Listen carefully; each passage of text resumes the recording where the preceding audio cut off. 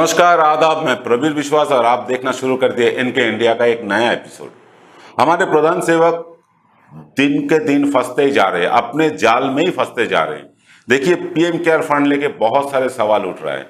PM care fund कहा जा रहा है कि ये सरकारी फंड नहीं है, तो सवाल उठ रहा है सरकारी फंड नहीं है तो इसका ऑफिस का जो एड्रेस है, जो ठिकाना है, वो प्रधानमंत्री के बासभवन क्यों है?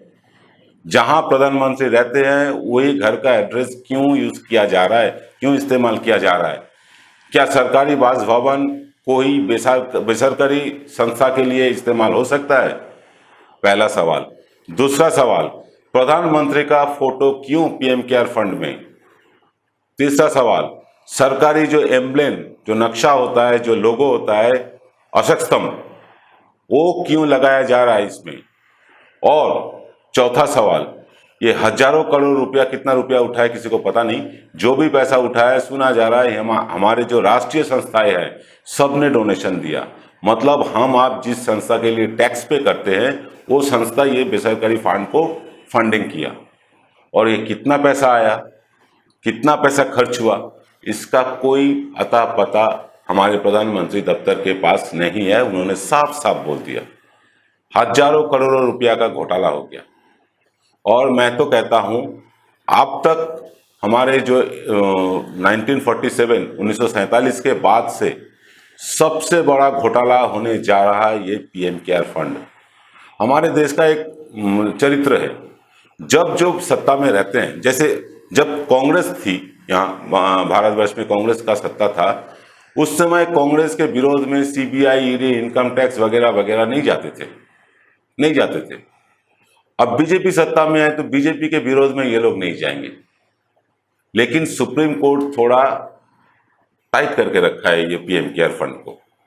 सुप्रीम कोर्ट सवाल पे सवाल करते जा रहे हैं और इसी में फंसते जा रहे हैं हमारे प्रधान सेवक।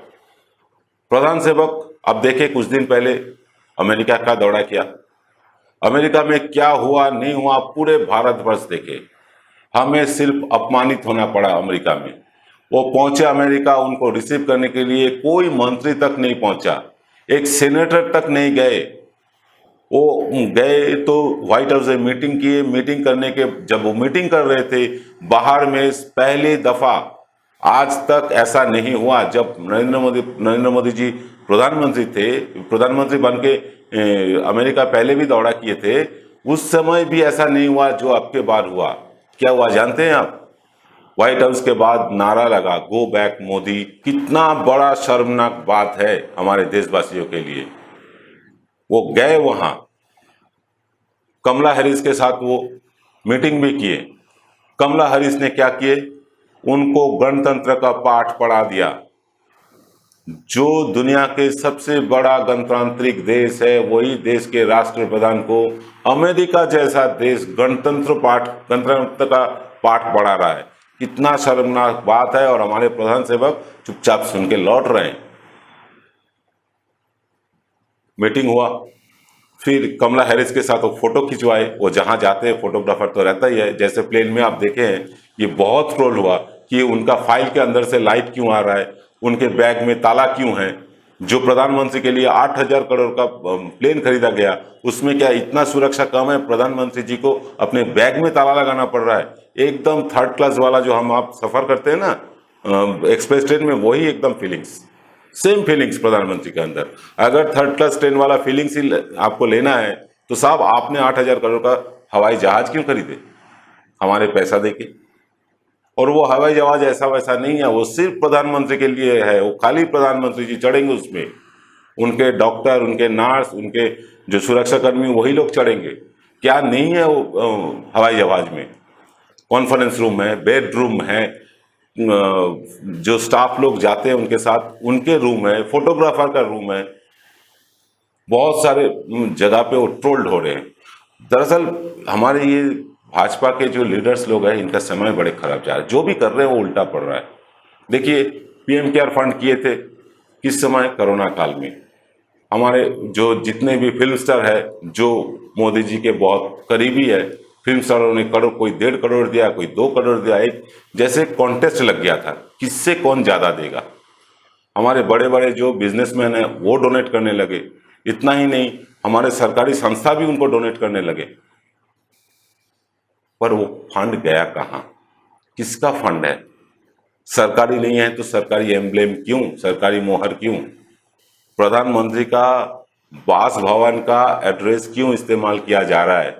क्यों ईमेल में gov.in इस्तेमाल किया जा रहा है? आप जानते हैं gov.in सिर्फ गवर्नमेंट पर्पस के लिए है, सिर्फ गवर्नमेंट पर्पस के लिए। कैसे वो एक बेसरकारी संस्था के पास चला गया?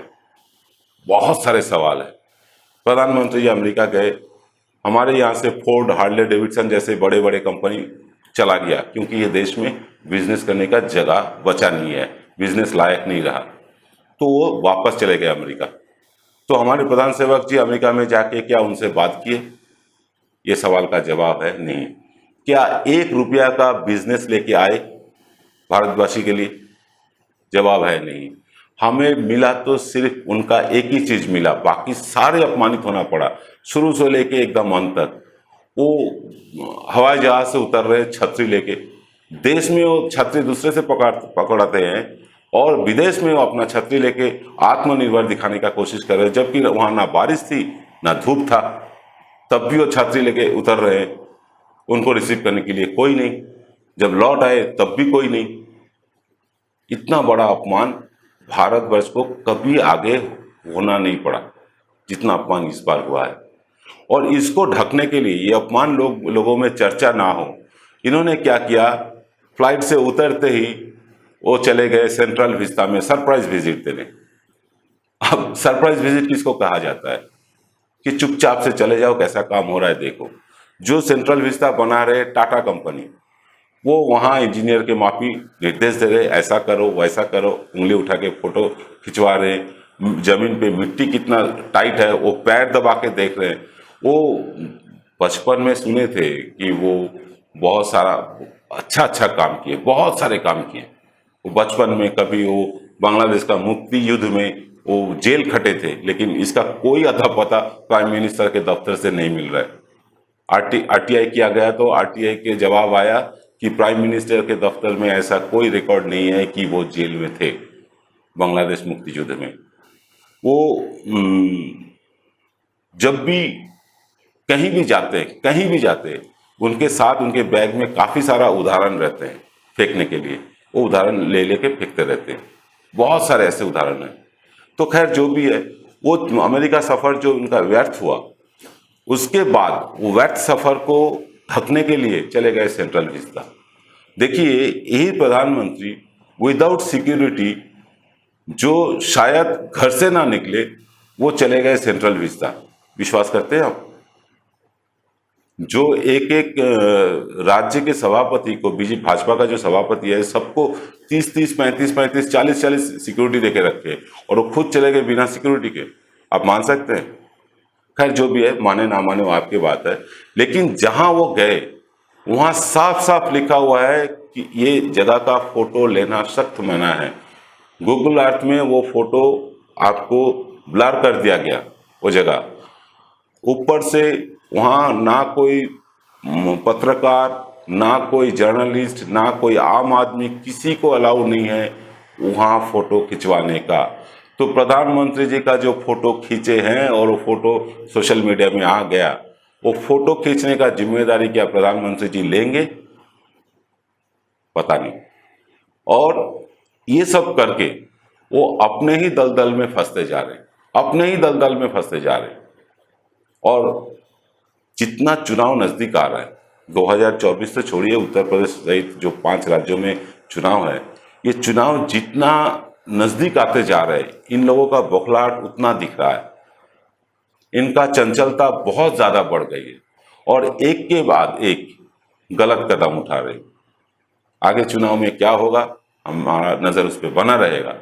आपका नजर बना रहे एनके इंडिया में। आज भर इतना ही। जय हिंद।